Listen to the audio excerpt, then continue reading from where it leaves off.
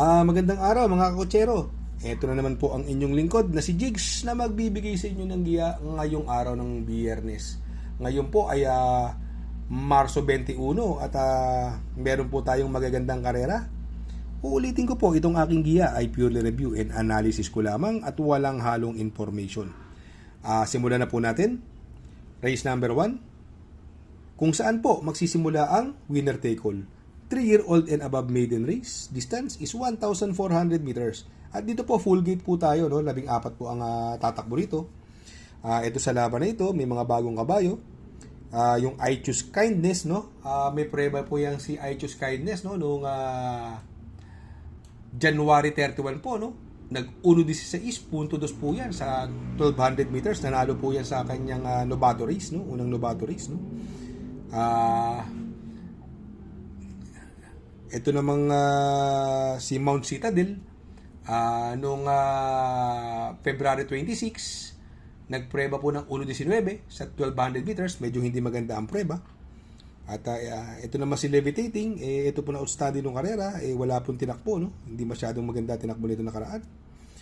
Ito naman si Copperfield, ito omentado po ito, no? At saka na-impress ako sa kabayong ito. Naghabulan sila ni Frugality. Ang galing, alam naman natin ang galing ng Frugality. Naghabulan sila, siya pa rin ang nasigundo. Ang tibay po nitong Copperfield, no? Kaya siya po ang napupusuan ko dyan, no? Sa tingin ko pwedeng magbigay ng magandang laban, no? Yung numero 13 I Choose Kindness. Kaya dito sa race number 1, magdadalawa po ako dyan. Doon ako sa numero 12 Copperfield. Panigundo ko naman po, numero 13 I Choose Kindness. Sa race number 2, kung saan naman po magsisimula po ang pick 6, Pilracom rating based handicap system race, class 4, 22 to 27. Distance is 1,200 meters. At dito po, meron po tayong 8 kalahok. Dito po, no, nakikita kong possible scenario, no? Pwedeng mauna si Doña Chichay. Si Wing and Heart din po kasi, ang panalo niyan, mauna, no? Kung sakaroon magkaroon ng pressure sa unahan, sa tingin ko, ang mga pwedeng rumimate, yung top grosser, no? Ito, mababa po sa laban tong top grosser sa laban na ito. At yung medyo nag-uumentong si Kaboom, no? Si Kaboom po, laging in the money sa kanyang pasturans, no? Kung magbibigayan si Wing and Heart, Doña Chichay, kung sino mauna, sa tingin ko may panalo po dyan, no? Pero para sa akin, ito pong race number 2, mamimili po ako dyan, 3 po ang pipiliin ko. Doon ako sa numero 8, top grosser. Panigundo ko naman po, numero 1, Wing and Heart. At isasama ko pandiado, numero 7, Kaboom. Sa race number 4, kung saan naman po magsisimula po ang pick 5, Pilracom rating based handicap system race, class 4, 28 to 33. Distance is another 1,200 meters. At dito po may 6 na kalahok po sa laban na ito, no? Dito po sa laban na ito, ang pwede magdala ng unahan galing sa panalo, numero 1, Boss Ako Naman, no? Ang pwede magbigay ng pressure sa kanya, yung numero 4 Iyazaki at numero 5 Basket of Gold, no? Puro mabibilis po yan. Puro ang pangapanalo niya, puro mauna. Ayan si Basket of Gold, may 1.26 din po sa 1,400 meters yan, no? Sa tingin ko, kung magkakaroon ng pressure sa unahan, mga pwedeng lumimate, si Catch in the Cradle at yung umentadong Rocking Bell. Ito, gagaling na mga prueba na ito, si Rocking Bell. At yung Central Luzon, no? Ito, tumakbo ng malaking karera ito, no? After niya na manalo sa maiden race, tumakbo sa malaking karera, no? Kila Andy Amo Aferense, no? Ito sa tingin ko ang Malia Yamato dyan, no? Kaya dito sa race number 3, no? Kung sakaling magkaroon nga ng ganung senaryo, magkaroon ng litsahan, ang pili ko po dyan. Doon ako sa numero 6, Central Luzon. Panigundo ko naman po, numero 3, Rocking Bell. Sa race number 4, kung saan po magsisimula ang pick 4, Pilracom rating based handicap system race, class 4, 16 to 21 split.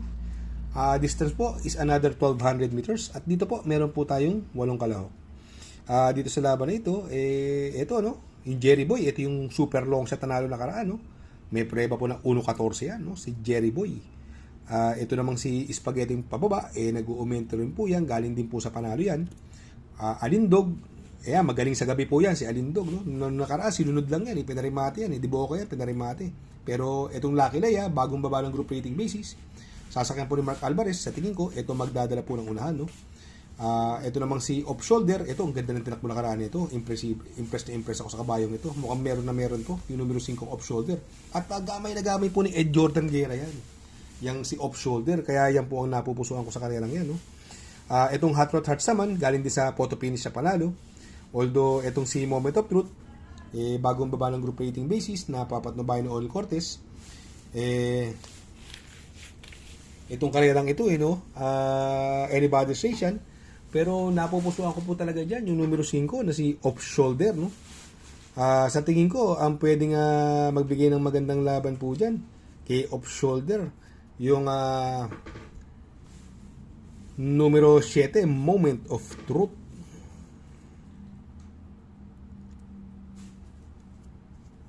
Sa race number 5, Pilracom rating based handicap system race, class 5, 6-10 split, distance is 1,400 meters. At dito po meron po tayong 10 kalahok at ito pong karerang ito ay anybody's race. Sa tingin ko po ang may mga panalo dito, yung kabayong Bolt Champ, yung galing sa segundong kinulang lang, Winter's Fury, yung distansya niya 1,400 meters, 7 of Diamonds, yung bagong baba ng group rating basis, numero 9, Unleavened, at yung meron nung karera, numero 10, Coldplay. Anybody's race po yan.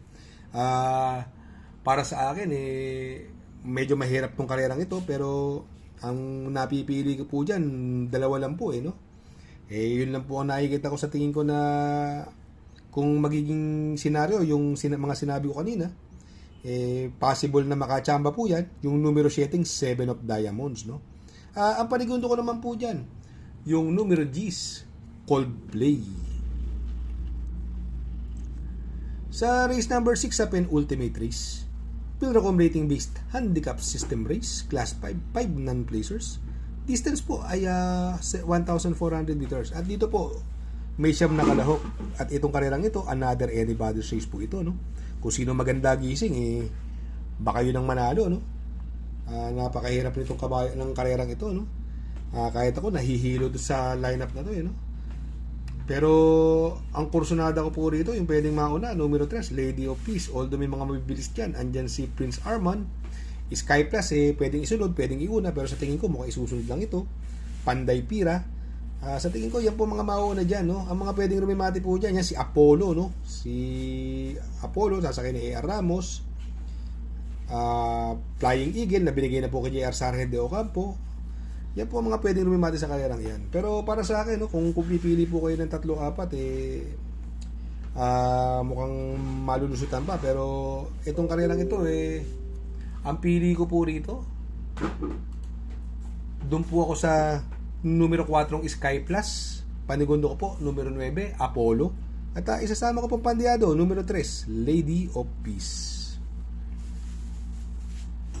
Sa race number 7 sa last and final race, Pilracom rating based handicap system race, class 5, 11 to 15 split, distance is another 1,400 meters. At dito po meron po tayong 10 kalahok.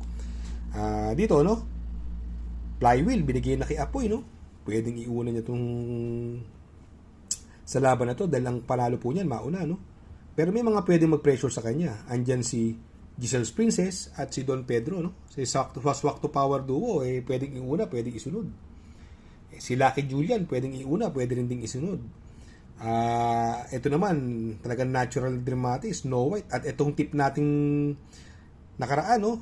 Napadihado natin yan, no? Yung Rancheros, no? Sakay ni AB Serios, mukhang nagamayan niya po ito, no? Kaya ito, anybody's race to, parating yan, no? Pero ako, napupusuan ko po rito, no? Doon ako sa numero 10, Snow White. Panigundo ko naman po, numero 3, Lucky Julian. At isasama ko po pandiado ulit, numero 1, Rancheros. Shoutout nga pala kay Sir Pax ng Barkadahan OTV. Located po siya sa 1139 New Antipolo Street, Corner Vargas. Malapit lang po sa Abad Santos, yung bagong ginawang tulay. Very convenient and attentive po ang mga tao. Pwede po kayong mag-EB at party while betting on racing. Baka magawi kayo dyan sa Herrera, Corner Oroqueta. Andyan po ang Pipay's Halo-Halo. Ang isa sa pinakamasarap na halo-halo at homemade lahat ng ingredients po dyan. Ultimo Ice Cream. Tabi lang po yan ng Pares at tatapat po ng Kapihan. Shout out kay Sir Arnel Mendoza. Please support his channel.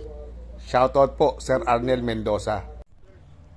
Good luck mga kakutsero. Sana po matapat ang ating giya at yung mga nakasunod. Sana po ay magsitama po kayo. Ako yung makikiusap lamang at makikisuyo sa inyo na please like, share, subscribe, and hit the notification bell para update kayo sa aking mga giya. Good luck po and happy racing.